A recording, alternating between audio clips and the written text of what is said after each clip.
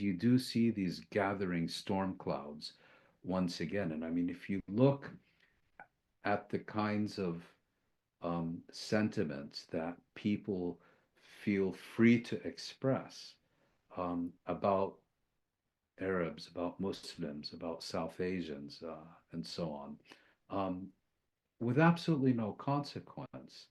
It's very reminiscent, I would argue, of the kinds of things you would have heard during the late 19th and first half of the 20th century, directed primarily at Jews in Europe.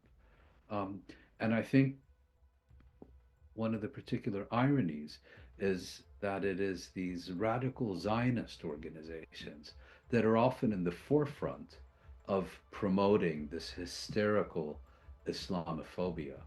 I don't know to what extent they're conscious of it, but many of the stereotypes that they're actively promoting and all these other disgusting things are pretty much carbon copies of what educated opinion, if I can put it that way, used to say about their grandparents and great grandparents. And so, in that sense, we're heading in a very dangerous direction.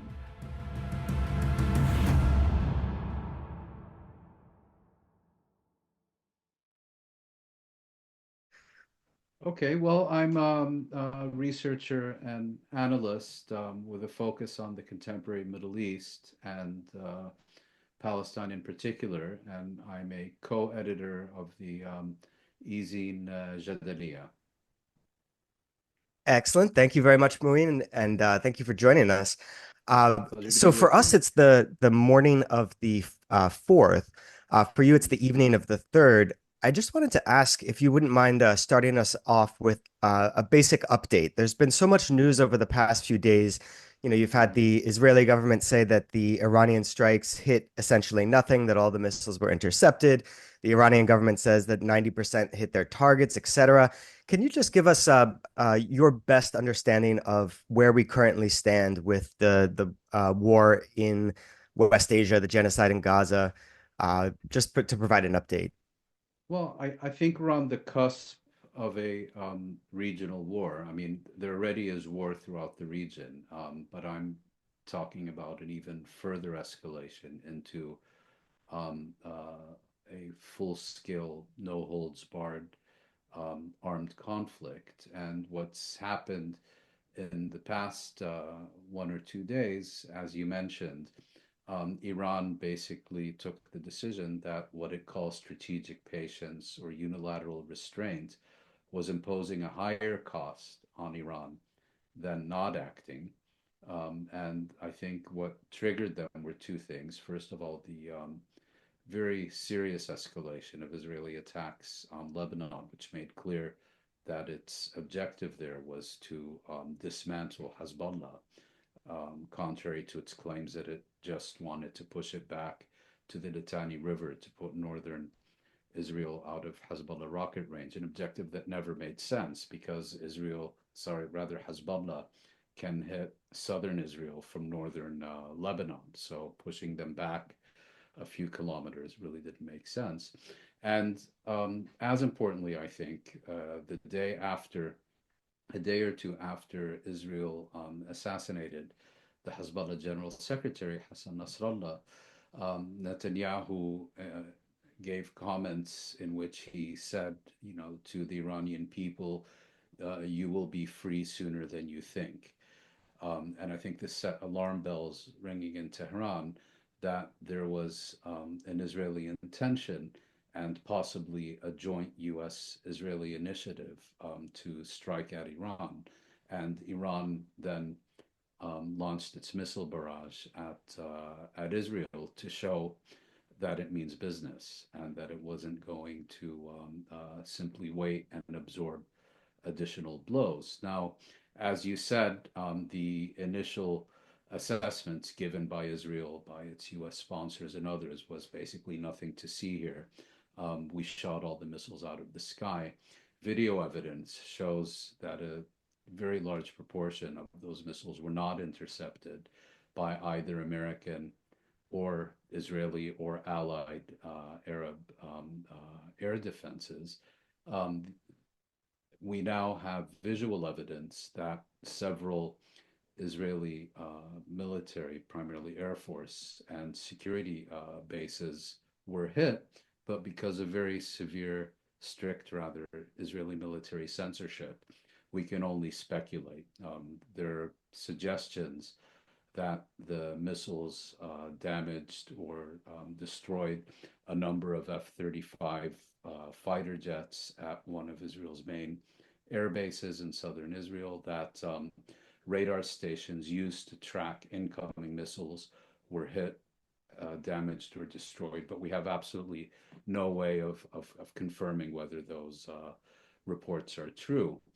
Mm. Um, in response to that, Israel today launched its heaviest air raid yet on the Lebanese capital, Beirut, on its southern suburbs, an air raid that is said to be even heavier than the 85 tons of high explosives that it used to assassinate the Hezbollah General Secretary, Nasrallah. And the target of today's attack is variously reported as being Hisham Safieddin, who many people expect to be appointed as Nasrallah's successor, and others are saying that in fact it wasn't only him, but a meeting of senior Hezbollah leaders being held deep underground.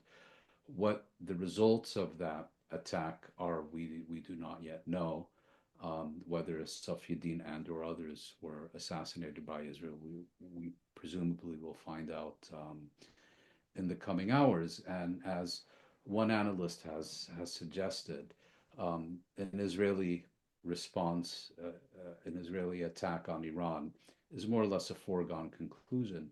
And we should see this as kind of a precursor to that. On the one hand, an attempt to further weaken Hezbollah, and on the other, an Israeli message to Iran, that you Iranians um, mentioned the assassination of Nasrallah as a justification for the missile, as one justification for launching the missile barrage at Israel. Well, our response is going to start by taking out his successor. So where we are now, most people consider it a foregone conclusion that Israel is going to attack Iran. The Iranians have already said that any attack on Iran, in other words, whether it's symbolic or powerful, whether it's aimed at the nuclear facilities, the oil industry, or only military installations, will meet with a much more powerful Iranian response that will go beyond just targeting military and security facilities and could also target Israeli infrastructure and civilian infrastructure. And the Iranians have also apparently sent a very clear warning to the Americans that if Iranian oil facilities are hit, the Iranians will respond by trying to knock out oil production in the surrounding countries, in Saudi Arabia, in the United Arab Emirates, in Bahrain, and elsewhere in the region. And today, Biden was asked whether he would support such an attack, and he didn't give a clear answer. The oil price expectedly shot up. And I think we're also on the cusp not only of a much more intense confrontation, but one where it is entirely possible that the US will get directly involved as well in a direct military confrontation with Iran. Just to put this in broader context, on the 7th of October, Hamas launched its attack in southern Israel. It's in order to irrevocably shatter what it viewed as an unsustainable status quo. And for the past 12 months, people have been trying to figure out if Israel has any strategy at all beyond the genocidal campaign motivated by bloodlust and revenge. It's now clear that they have finally developed a strategy, and that is to fundamentally transform the strategic equation in the Middle East, to seek to dismantle the coalition known as the Axis of Resistance, piece by piece, and going also directly after Iran. And I think the U.S., which initially one could make the argument, was not on board necessarily with Israel's agenda, even as it was unconditionally and uncritically supporting everything Israel was doing, arming it, providing it vetoes at the Security Council, and so on.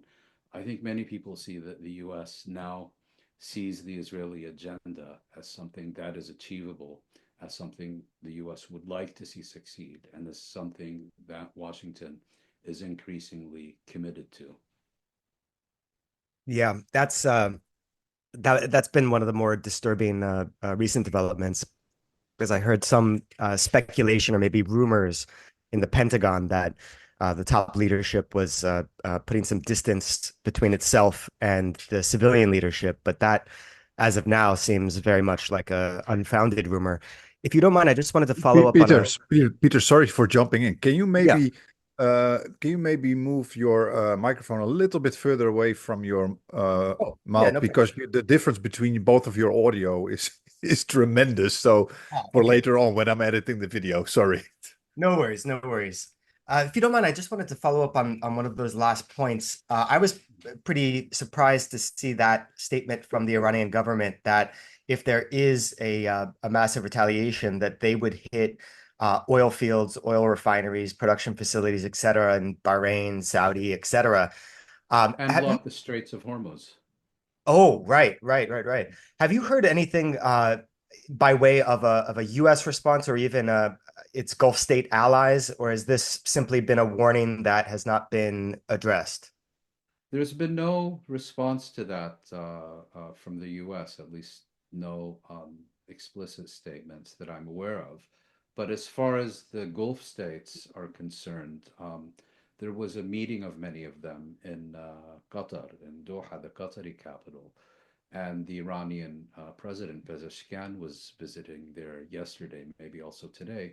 And he met with them, and it was quite telling that the Saudi leader, Crown Prince Mohammed bin Salman, publicly, uh, what do you call, announced that it wants to make its differences with Iran a thing of the past. And apparently, Gulf leaders collectively said that they would not allow the use of their airspace for any attack on Iran. Now, on the one hand, I'm sure that many of these governments would very much like to see the US and Israel succeed in knocking out the Iranian regime.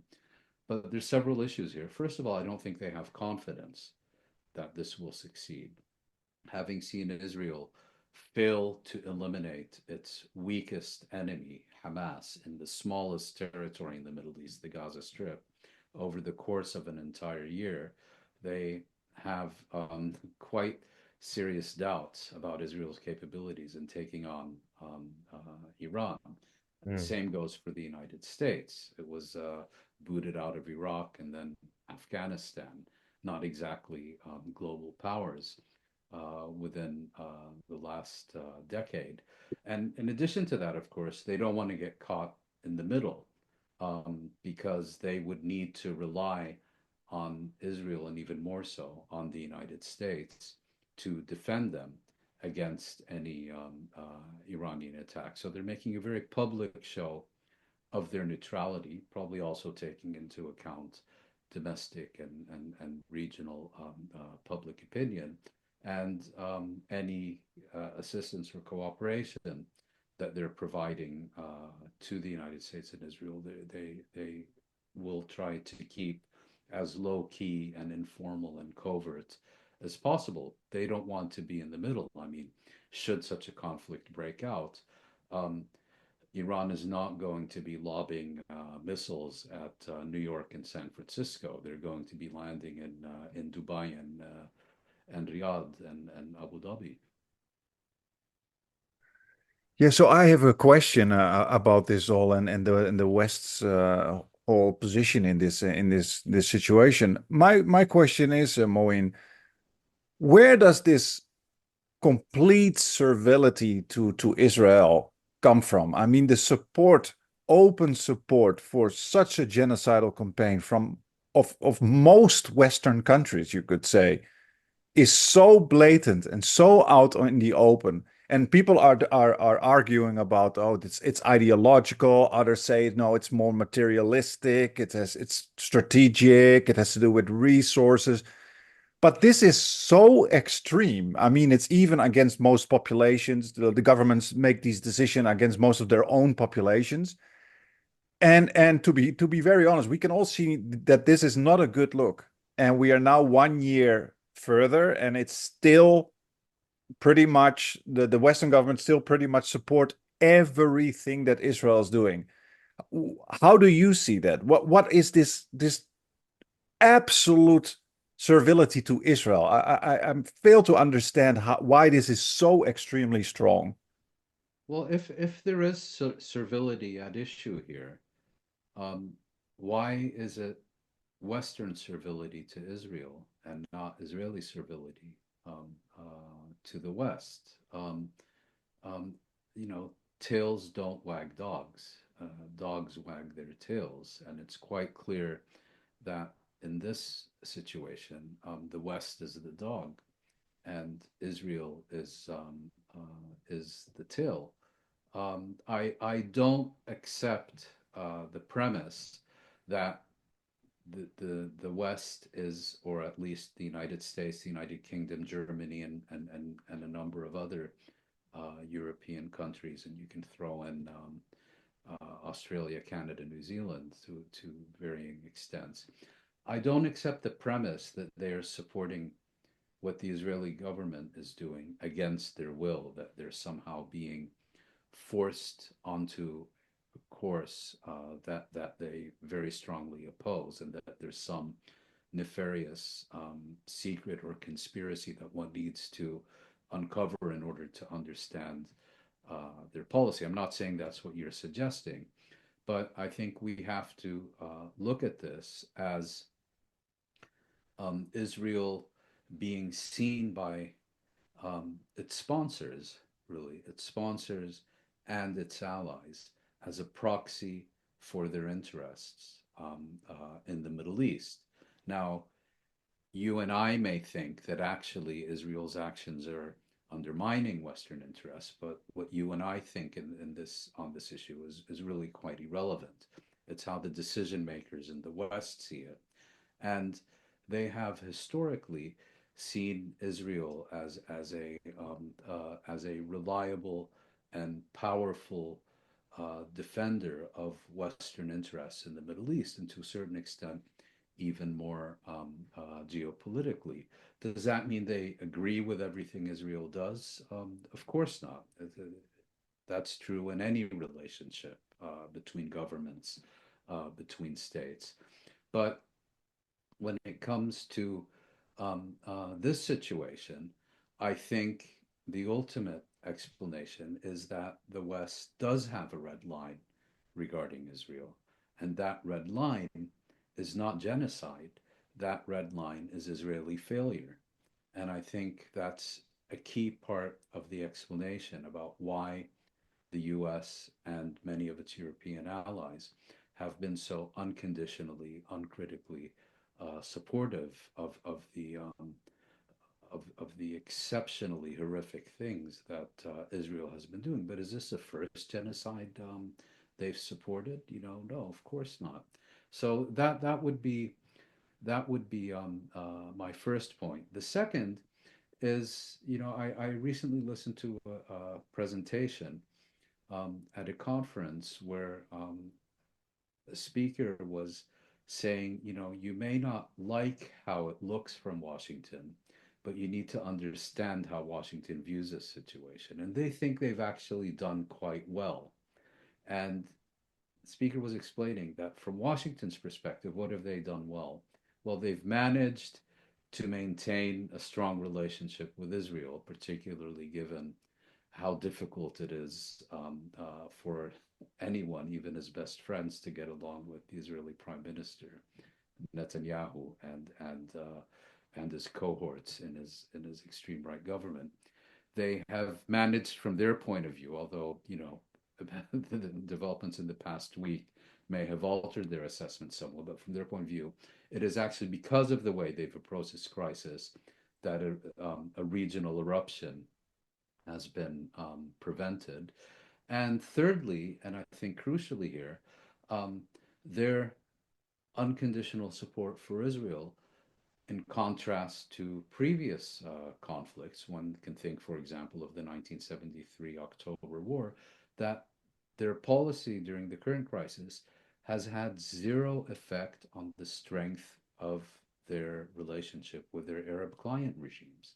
In other words, there's no indication, at least not yet, that the United States is paying a price for its unconditional support of Israel. Of course, that's not the whole story. I mean, the other point you mentioned is the growing public demand for governments to change their positions. Well, that doesn't really tell us very much in the sense of, did mass public opposition stop the Iraq War? It didn't. So I do think public opinion is very important. But I wouldn't, the fact that governments are conducting foreign policies that are opposed by a growing, in some cases, a vast majority of their own citizens. I mean, this is, hardly something new. But to get back to your question, I think a key part of the explanation is what we were just discussing, that the West sees Israel as a proxy, as a powerful proxy for its interests, and will not allow Israel to fail, and is invested in ensuring that Israel reestablishes its reputation for invincibility, or whatever you want to call it, after the unprecedented defeats it suffered on October 7th in terms of its security doctrine, its powers of deterrence, and so on. There is, of course, also an ideological component. And it has to do with, you take the Netherlands, for example, which is now being run by a rabid right-wing lunatic clown known as Geert Wilders. I mean, this is someone who will publicly say, Palestinians don't exist and Jordan is Palestine. Well, who do you expect him to support, And of course, the growing power of the far right in Europe, certainly in the Netherlands, but also in other countries, is a bastion of support for Israel. And just as, for example, when you take an issue like immigration, where mainstream, not only conservative, but even center-left parties are adopting elements of the radical right in the belief that somehow this will increase their electoral share. Well, you see the same with respect to the Middle East, where they are already inclined for this policy anyway. And then, of course, particularly in the context of the past few decades, the aftermath of 9/11 and the war on terror and so on, I would not discount, key elements such as anti-Arab racism, Islamophobia, and as several people have pointed out, before you had Islamophobia and anti-Arab racism, you had anti-Palestinian racism. I mean, I it's very difficult to think of a people that have been more vilified, demonized, and dehumanized in the West in recent decades than the Palestinians. What I will grant you is that in Joe Biden we have an almost unique figure, and this is a self-proclaimed Zionist, and he loses no opportunity to say it. He came of political age in an era where anti-Arab racism and anti-Palestinian racism in particular was very deeply rooted. The era of Hollywood.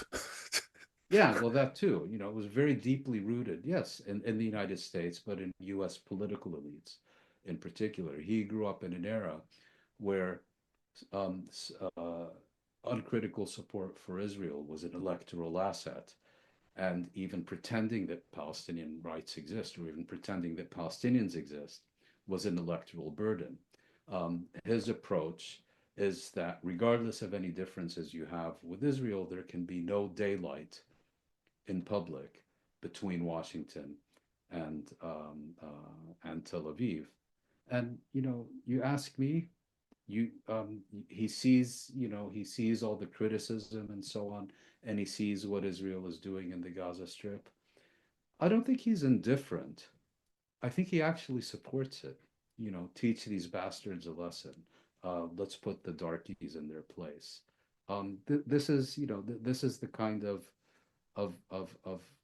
political, cultural, ideological environment from which these people have emerged. Mm.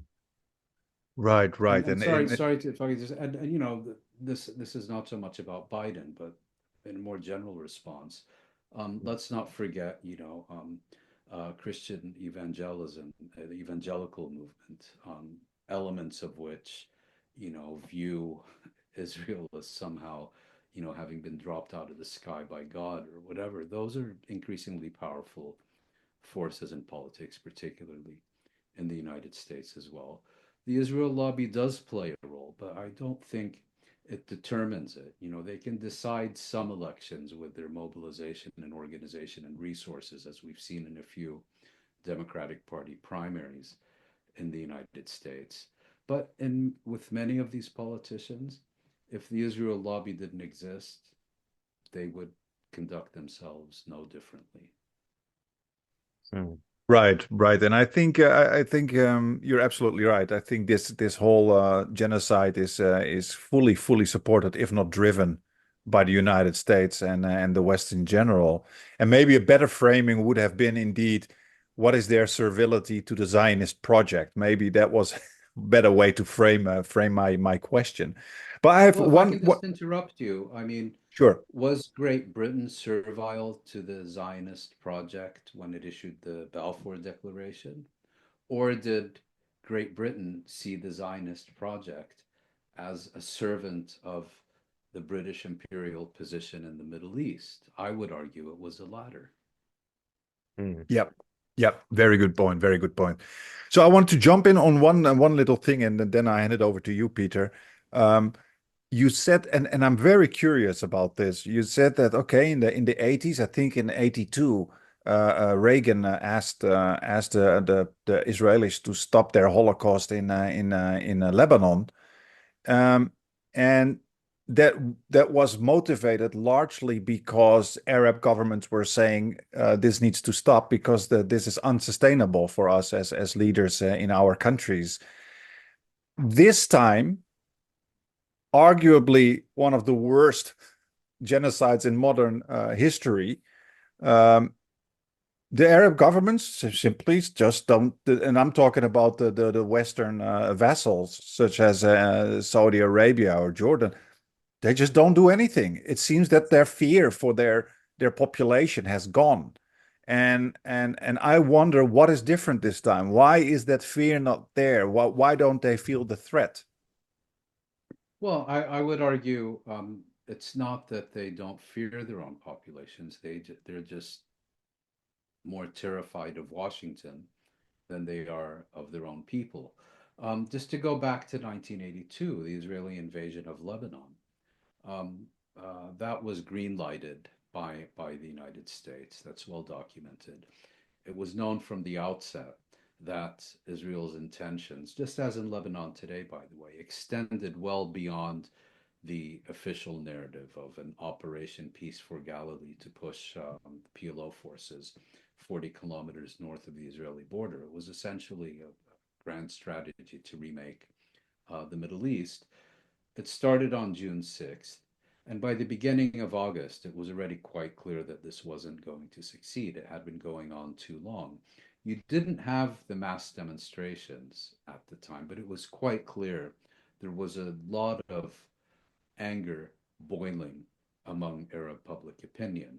And this was also a time when there was still a modicum of consensus in the Arab state system, which still existed and hadn't completely disintegrated like it is today. And what happened then is that the Saudi crown prince at the time, Prince Fahd, no enemy of either Israel or the United States, called President Reagan and basically told him, this is getting too difficult for us. We need you to do something before it blows up in our faces. That at least is very much my recollection of it. And it was a combination of that and crucially also American recognition of Israeli failure. Israel had failed to successfully seize Beirut. It was being very adeptly defended by the PLO and its Lebanese allies, while at the same time Beirut was being pulverized um, by Israeli bombing and artillery. It was in that context that Reagan called Israeli Prime Minister Begin and told him, this Holocaust has to stop. Of course, the version of the story we're being told is that Reagan saw a picture of a badly burned small Palestinian or Lebanese child and was so overcome with emotion at the sight that it was that caused him, which caused him to call Begin. Well, he did see the picture, and I'm sure it made an impression on him. But there is much more important reason that he called off Israel. This being the same person who, for example, didn't call off the Contras or didn't call off apartheid in South Africa.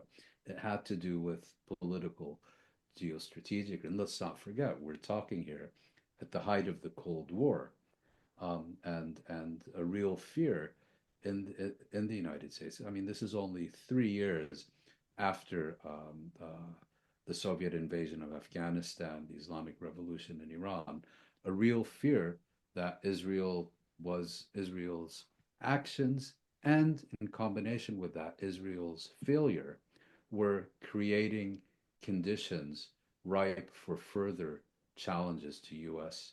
influence in the Middle East and opportunities for either the Soviet Union or Iran to expand their influence in the region. Yeah, that was the point I was going to, that was in the back of my head. Another point that's different today from 82 is the extent of the surveillance capability of modern states. I mean, it's far worse than anything Orwell imagined, and that's another tool to keep populations in line.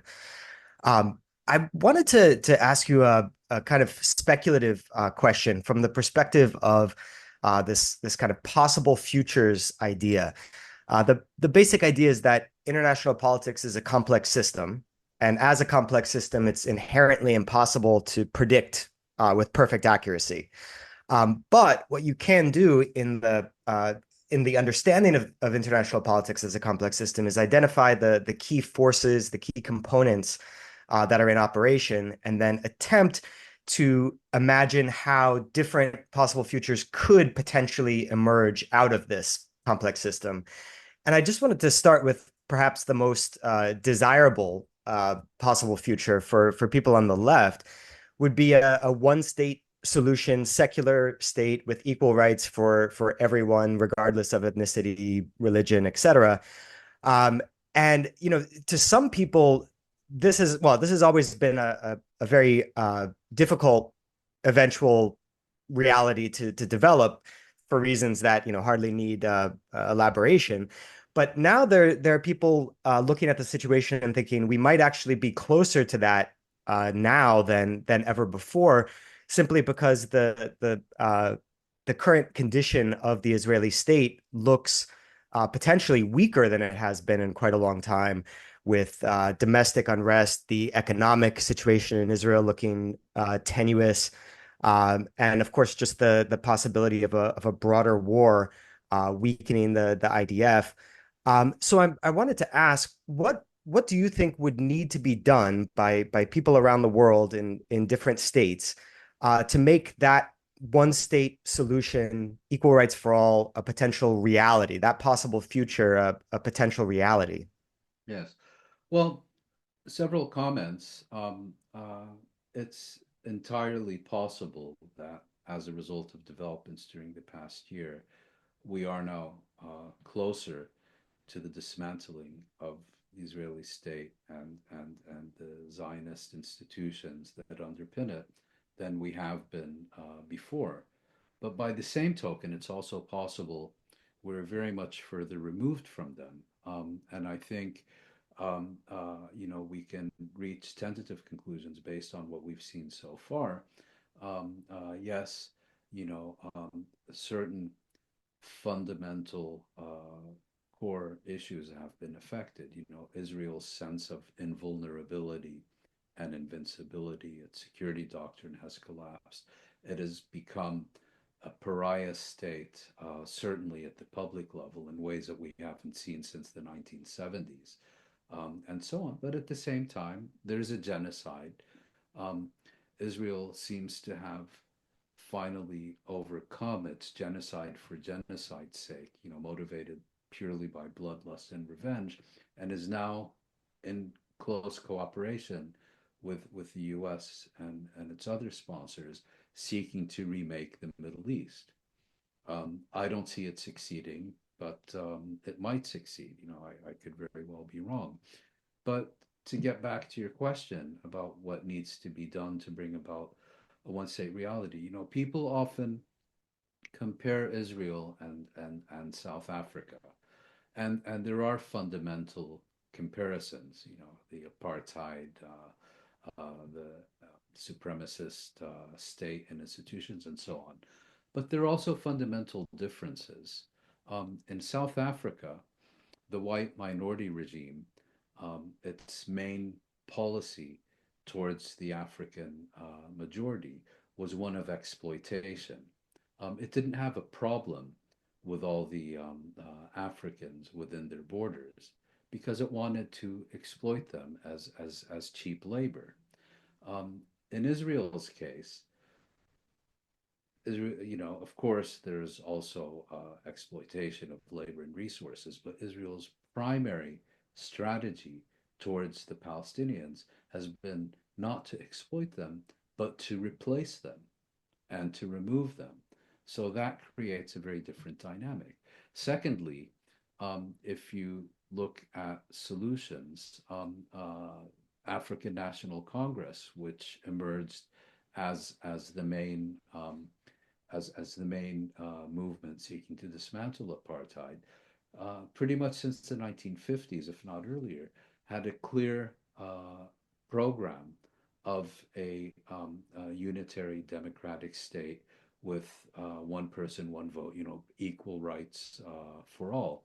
In the Palestinian case, you've had a very strong nationalist movement that seeks to preserve the preserve Palestinian identity and restore Palestinian rights that have been usurped by Israel, and let's say less emphasis on a common future than on a separate future, almost, if you will. And that explains, I think, why the Palestinian National Movement had moved to accept a two-state settlement rather than a one-state solution in the 70s and 80s.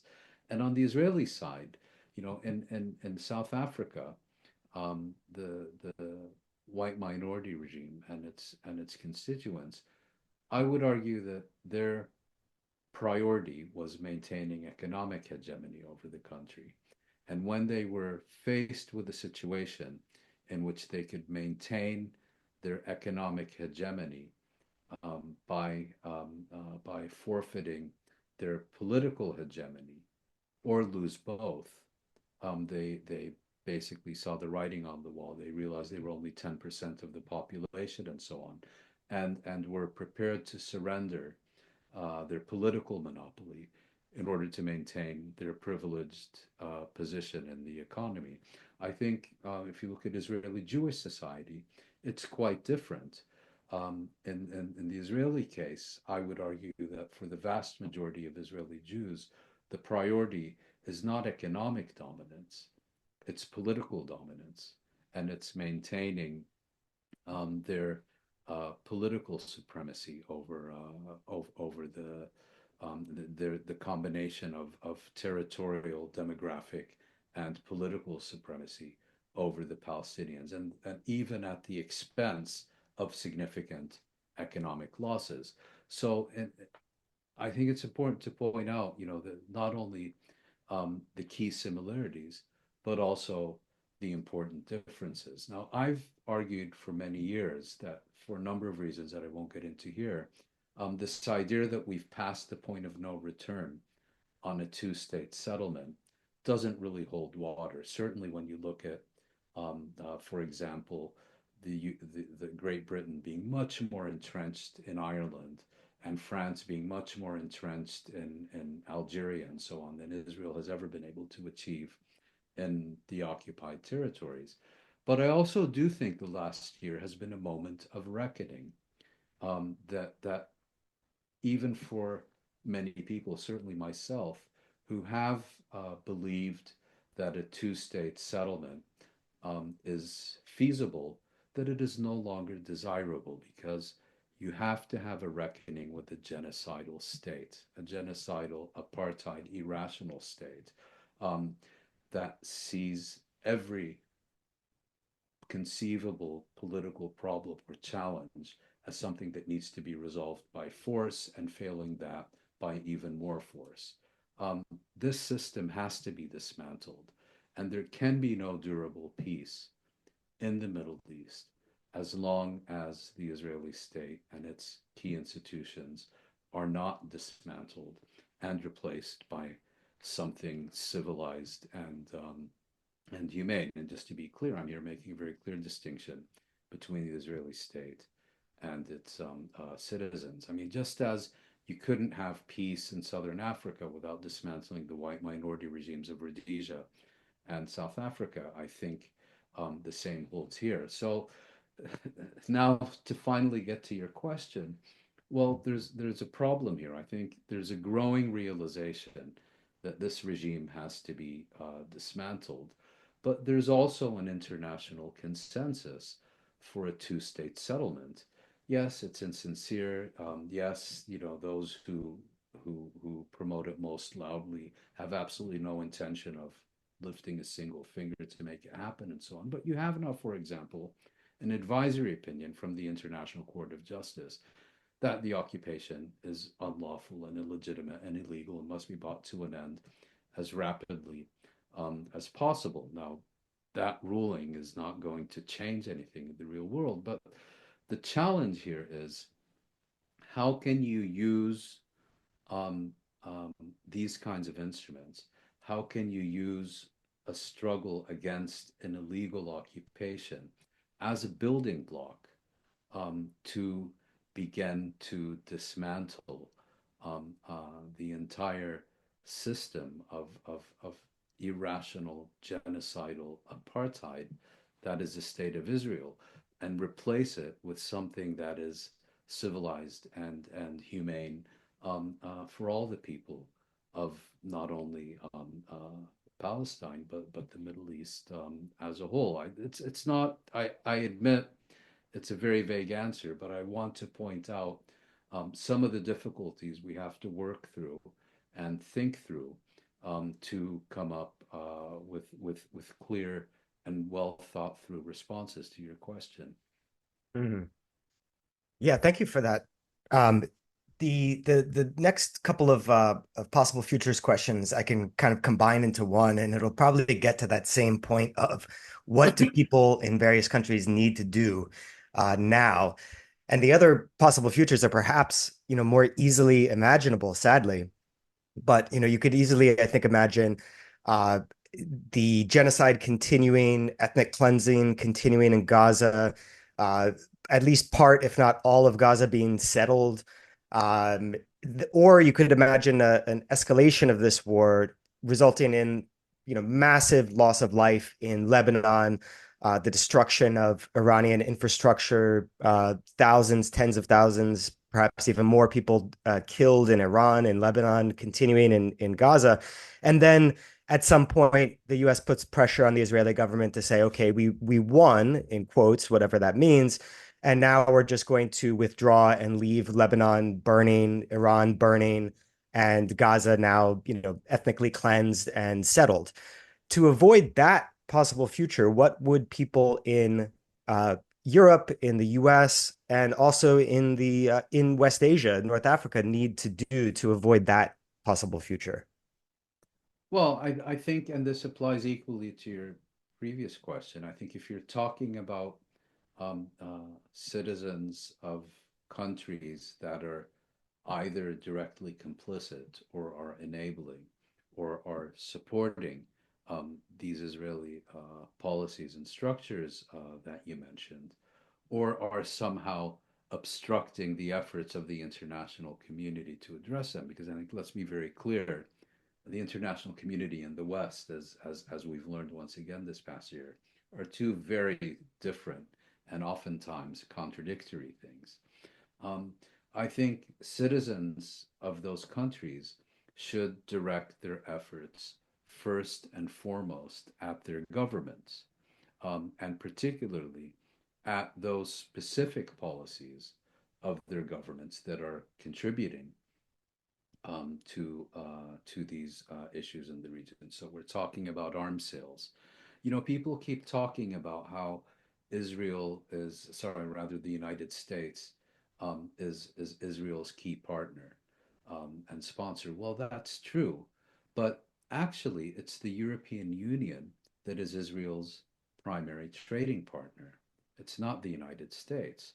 Um, Settlement products, their main export market, is the European market, not the American market. And were it not for this access that they continue to have by hook and by crook to the European market, these settlements would simply not be viable. We would never have had the level of settlement expansion that we've seen. And this kind of ties into your previous question. You know, there should be a comprehensive campaign to ban all settlement products, not impose tariffs on them, not exclude them from the privileges the Israeli state gets, but to treat them as blood diamonds because these are blood products. And keeping them out of the markets will have a real impact on the settlements. But even further than that, you know, in 2016, I believe, Security Council, UN Security Council passed a resolution, I think it was 2334, which called on states to observe differentiation in their dealings with Israel and the occupied territories. In the recent International Court of Justice advisory opinion, um, obliged UN member states not to have any dealings with Israel where those dealings strengthen the occupation. Well, you know, you may be for one or two or zero or 100 state, but the fact of the matter is, if you look at the situation today, it's virtually impossible to have any dealings with Israel that do not incorporate dealings with its illegal occupation. You know, you can't deal with Israeli banks. That Israel has erased the green line separating Israel from the West Bank and the Gaza Strip. It has annexed East Jerusalem. It has annexed the Syrian Golan Heights. So, you know, use the tools at your disposal. First, those which your government, the policies that your government claims to support, you know, end to occupation and all that, because that actually provides a very valuable entry point to organizing against the state and its policies as a whole, because you would have to be a wizard to find any meaningful distinction between Israeli institutions that are implicated in the occupation and those that aren't at any level: economic, political, military, scientific, you name it. So that, I think, would be a key issue. The other obvious, then there are obvious ones, you know, arms sales. Um, there are treaties, you know, for example, the European Union and Israel have an association treaty that actually incorporates Israeli respect for human rights as a requirement for this agreement to be implemented. Well, you know, if genocide doesn't violate human rights, what does? So I'm pointing out at some of the, let's say, formal formal things that can be organized around. But another thing is, you know, I'm not a particularly big fan of electoral politics, but we're beginning to see a shift um, in Western elections where devotion to Israel is no longer the automatic electoral asset that it used to be. And support for Palestinians is no longer the political kiss of death. You saw the results of the recent UK elections, where five members of parliament were elected as independents against a Labour Party candidate on platforms supporting Gaza. It turned out not to make a particularly large difference in the broader scheme of things because the Labour Party had obtained such a large majority. But then, you look at unions. Western unions used to be a bastion of support for Israel. That's increasingly no longer the case. I remember in the 1980s, let's say the mainstream unions in the US were always bragging about how many Israel bonds they were buying. You don't really see it that much anymore. So there are trends in process, in formal institutions and these kind of more popular institutions, make sure Palestine is always on the agenda. And even more importantly, make sure Israel is always on the agenda. That would be my main advice in that respect. Thank you. Right. Many, many, many good suggestions. Thank you for that answer. I wanted to, so I think we have time for one more question. I wanted to shift gears a bit and go to the current situation for Muslims and Arabs in the West. So we are both from the Netherlands. You've not lived there for quite a while. In my case, about 15 years, but I do remember as a half Algerian mixed kid, Dutch Algerian guy. I remember how traumatic the times were during and after 9/11 for Dutch immigrants or like myself, mixed race people who have Arabic blood, and let alone visibly Muslim people, and I wonder, where do you see it going now? We see that same kind of sentiment boiling up again, especially in one way you could say it has become worse. Our governments are openly Islamophobic, maybe even more than back in the day, with governments such as in the Netherlands, Geert Wilders, who just blatantly throw out all their Well, he built his career on hatred, and built. and he was elected because of it. Exactly. Of course, in the Netherlands, you cannot say that. They will say he was Well, elected I'll because say it in the people worry Netherlands. about Limburg. rental prices. But Mm. but let's be honest, he was purely It's a bit like saying Hitler was elected, because had nothing to do with his fascism. It was because people wanted new cars. And what are we talking about? You know, this is a purveyor of hatred, and like his cohorts in Germany and Hungary and all these, elsewhere, that's the key to their success. Xenophobia, polarization, division. Yeah, of course they play on these social issues as well. But how many votes do you think Wilders would have gotten if immigration and xenophobia and Islamophobia had no place on his agenda? He would be yeah. nowhere. Yeah, and I always say I always have this cynical statement that I always say only in Europe racists are not racist, and only in Europe only in racist places in Europe there is no racism. Somehow racism is non-existent, and people never out of racist tendencies vote for somebody like Geert Wilders, which is of course absolute nonsense. It's the major reason why people vote for him, but it's a big taboo.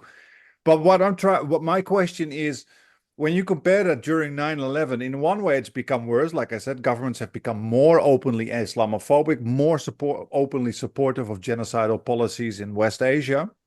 On the other hand, we have a new generation that seems to be more resistant against these kind of Islamophobic racist tendencies that our governments show. We had another guest on the show, late Maruf, who has a very pessimistic outlook, who actually warns Muslims and Arabs in the West and says the West has a history of internment camps for minorities that are classified as not white. So prepare yourself.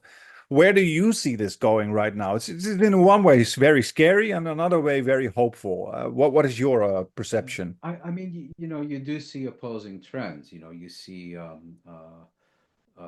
this little, this dumb platinum blonde, being elected as effectively the leader of the country in the Netherlands, precisely because of his program of racism and xenophobia and so on. Then you look at Great Britain, where yes, on the one hand, you had these riots, and they were very clearly motivated by racism, primarily, if I'm not mistaken, against South Asians and Islamophobia. And the government refused to even pretend that that had anything to do with it. But then look at the huge crowds that came out against them, and fought them back. I don't think we would have seen anything like that in 2002 or 2003. So that's a very encouraging sign. Um, I find it very difficult to answer your question. If my recollection serves, um, racism in much of Europe used to be very similar to the United States. It was primarily based on skin color and things like that. And the main victims were Africans, people of Caribbean descent, and so on. My sense is that after 9/11, that began to change somewhat, in the sense that its focus became much more cultural. So it had less to do with the color of your skin and more to do with, your religion, or what was assumed to be your religion, which would often be, or your appearance, or your last name, and so on. So, you could be fairly light skinned, speak Dutch better than 95% of the population, and so on. But if you had the wrong, if you had the wrong name, um, good luck. Where is this going? I think it's, I don't feel I'm really qualified to look intelligently into the future, because you do see these gathering storm clouds once again. And I mean, if you look at the kinds of sentiments that people feel free to express about Arabs, about Muslims, about South Asians, and so on, with absolutely no consequence. It's very reminiscent, I would argue, of the kinds of things you would have heard during the late 19th and first half of the 20th century, directed primarily at Jews in Europe. Um, and I think one of the particular ironies is that it is these radical Zionist organizations that are often in the forefront of promoting this hysterical Islamophobia.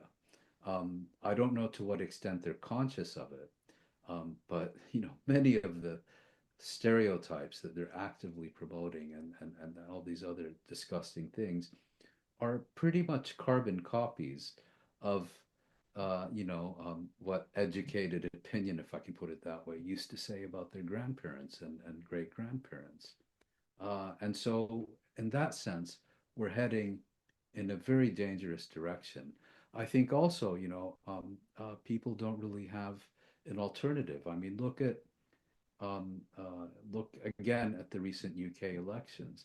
You now have a Labour government that's turned out to be just as sleazy as the one that it's replaced, that is just as committed to letting the elderly freeze to death in the winter or children remain in poverty as its predecessor, that is not offering an alternative, that is not offering any basis on which to mobilize people for a better future. And it's in those kinds of circumstances that the beneficiaries are not necessarily going to be the conservatives, but probably the radical right.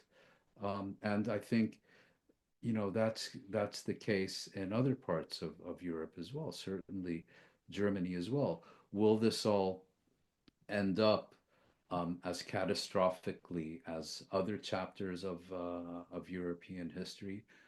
It's occurred to me that that is an entirely plausible scenario. Um, but I certainly don't see it as a certainty. I just find it too difficult to make a meaningful prediction in this respect. Sorry, I can't be more precise. No, no, no, totally understand that. And what you said about that, it's so comparable to the things that were said about Jewish minorities back in the day. To be very honest, I remember reading a book and in the university library when I was an undergraduate student, and actually seeing pictures of cartoons that they drew in pre-Nazi Germany.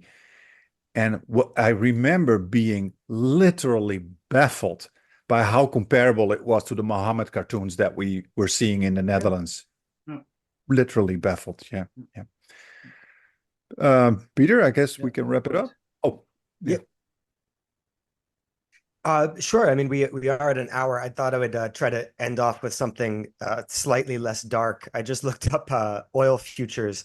They seem to be flat this morning in Asia, at least. Hopefully, the market knows something that we don't. We don't. And yeah, I guess we could leave it off on that less than depressing note.